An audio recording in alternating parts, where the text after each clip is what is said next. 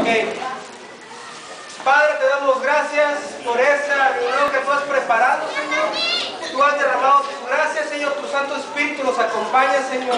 Te damos gracias por cada uno que estamos aquí reunidos, Señor, en el nombre de Jesús. Gracias, Padre, porque nos permites reunirnos, Señor, en esta hermandad, en este lazo de amor que tú has preparado en este día, Señor. Nos despedimos, más de tu presencia, Señor. Te pedimos que nos bendigas, Señor, y que nos lleves con bien a nuestras casas. Padre, hoy en esta hora invocamos el nombre de Jesucristo y el poder de su sangre preciosa en nuestras vidas, Padre. Y te damos gracias porque nos tienes escrito en el libro de la vida, Señor. Gracias, Señor, porque pronto vendrás. Gracias, Señor, por la luz verdadera que nos has dado, Señor. Cuando andábamos en el mundo, Señor, andábamos sin ti, pero hoy que venimos cerca de ti, Señor, nos has abrazado con esa gracia bendita y te damos gracias en el nombre de Jesús. Por este Gracias, Señor. Gracias,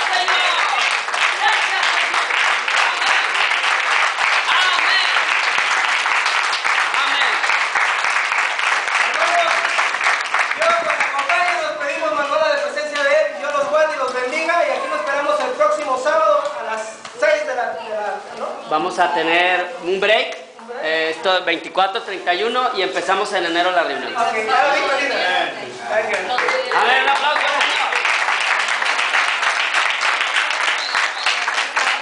Dilo, escuchen allá. Nada más para los de Hidalgo. Nada más para